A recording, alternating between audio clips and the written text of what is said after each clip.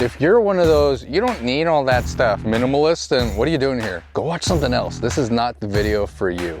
On the other hand, if you like gear and you're not trying to be on Alone or Naked and Afraid or whatever, keep watching, because this is some of the gear I've been using lately that I like, and you might like it too. Let's go. If you've seen my other videos, you know that I'm pretty much always wearing a hat when I'm out camping or overlanding, and that means if I'm using a regular headlamp at night, the light beam like at a downward angle is always getting cut off because of the bill of the hat. And like I said, if you see my other videos, you know I'm not a backwards hat kind of guy. So what I did was I picked up a hat clip lamp. This is the Hope Done hat lamp, and it features a max output of 800 lumen. It's got a spotlight mode, flood mode, combo mode, a red light mode, and red flashing mode. You can adjust the angle of the entire light or just the angle of the floodlight section. The white light modes have stepless dimming to adjust light output. It even comes with a nice storage case, and there's the actual hat light. Comes with this carabiner clip for hanging the light. It comes with this strap and this clip for converting it to a standard headlamp. That strap even says LED headlight all over it, just in case you forgot. And it comes with a charging cord as well. One feature that I didn't think I would like is the motion activation switch, which remembers your last light mode setting. It really does come in handy when your hands are full, and it's a lot easier than pushing the standard switch. And one of the best things about the Hope Done hat lamp is that I picked it up for less than 30 bucks. Next up is the latest version of a flashlight that I talked about in a video last year. This is the Olight Warrior Mini 3, which can go from a true moonlight mode at only half a lumen up to 1750 lumen in turbo mode. It also has a really good strobe function. This new version is slightly shorter in length compared to the previous version and features a cooler color temperature and tighter hotspot. Olight also updated both the side and tail switches. It's the perfect size for pocket carry. This is my go-to flashlight for camping and everyday use. An emergency radio is something that everybody should have, and I keep telling myself to get one but keep forgetting to actually do it.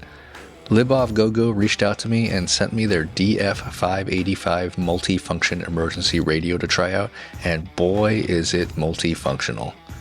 It's a lantern, a flashlight, SOS light, emergency siren, a 5000 milliamp hour power bank, a Bluetooth speaker, and of course it has AM radio, FM radio, and it also has no weather radio.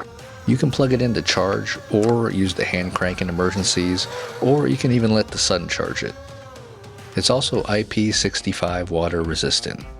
I think just about the only thing it doesn't include is an actual emergency. If you don't have an emergency radio, you should. Get 15% off a DF585 at Amazon when you use the code 15VTUSW9 during checkout. I'll put all that stuff in the description so you don't have to remember it. The next topic I'm going to talk about are tie-down straps. I know, not a very exciting topic, right? But if you've never seen these, prepare to be amazed. These are by a company called Roller Cam, because of that little roller that they added to your typical cam strap. And here's how they work. You just loop it through like a typical cam strap.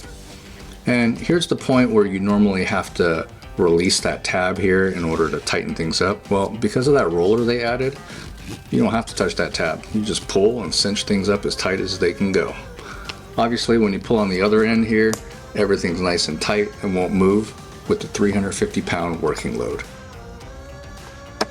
They come in these loop ends like you see here, or your typical straight end. They also have a carabiner end and a hook end as well. They come in a bunch of different lengths, ranging from 1 foot all the way up to 50 feet on one of their straps. And there's 2 different materials too that have different properties. They're super easy to use, way better than your traditional cam strap, so check them out at rollercam.com.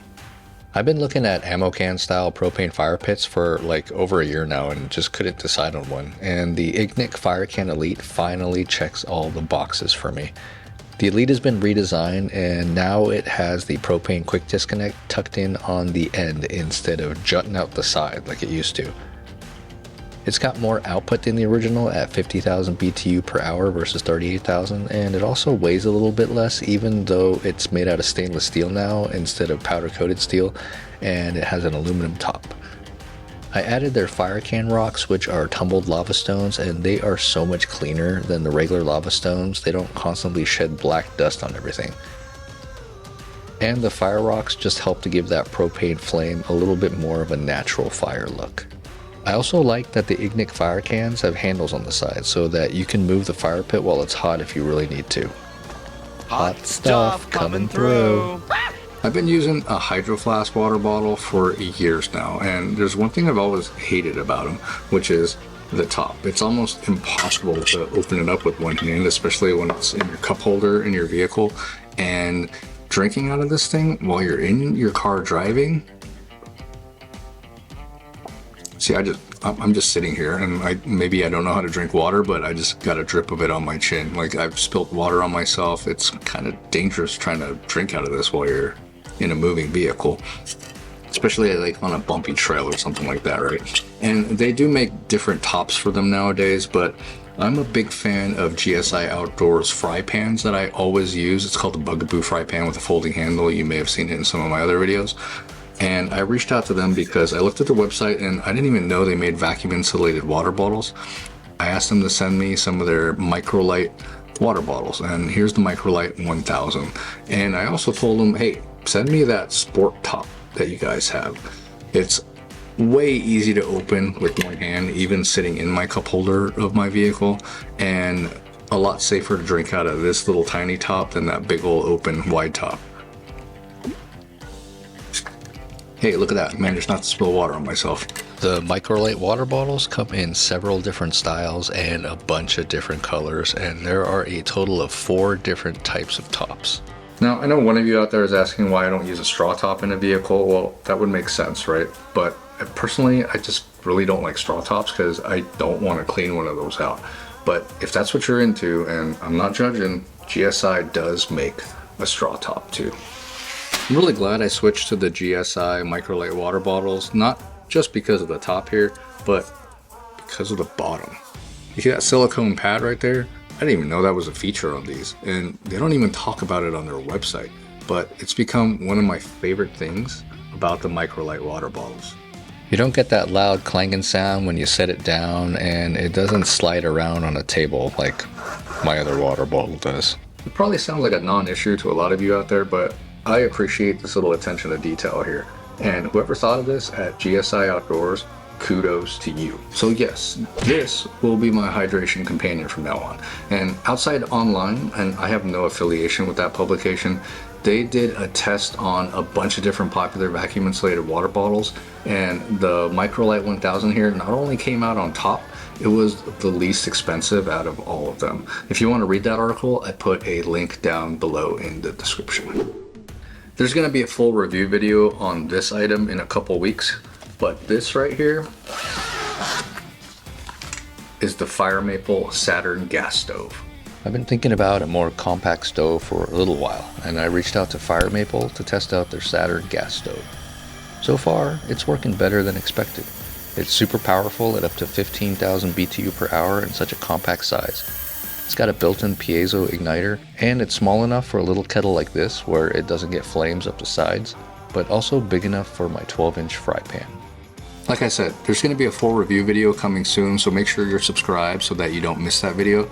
But if you want one now, or any Fire Maple product for that matter, use the code ROGER10 at checkout and save yourself 10%.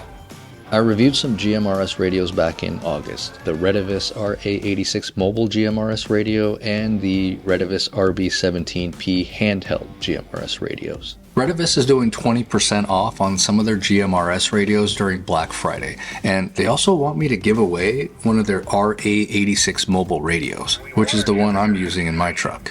There's really only one rule for this giveaway, and it's not even one that I can verify, so we're just gonna have to go by the honor system, if that even exists nowadays. But here we go. Only enter if you're planning to install the RA86 Mobile GMRS radio in your own vehicle and you're going to use it yourself.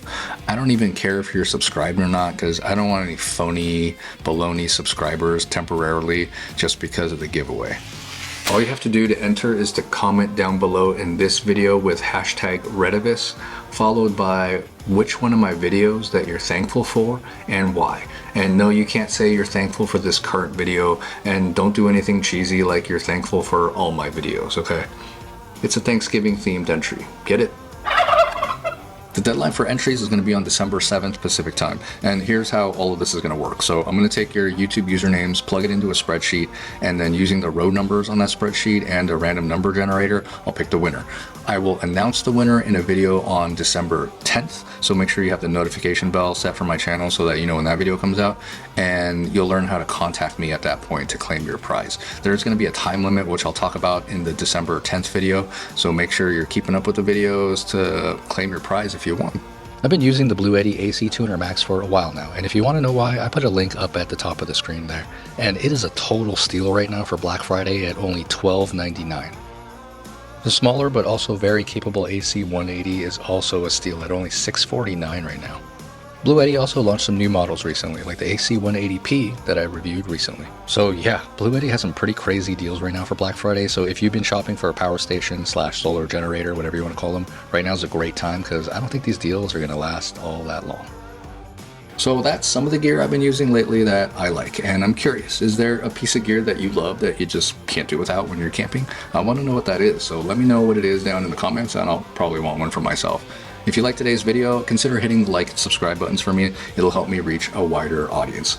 I put links for everything I talked about down below in the description, and those are affiliate links, so thank you in advance if you decide to make a purchase using any of those. And even if you don't, I just appreciate that you're watching. As always, destinations don't matter, the journey matters. This is Roger, wishing you a happy Thanksgiving.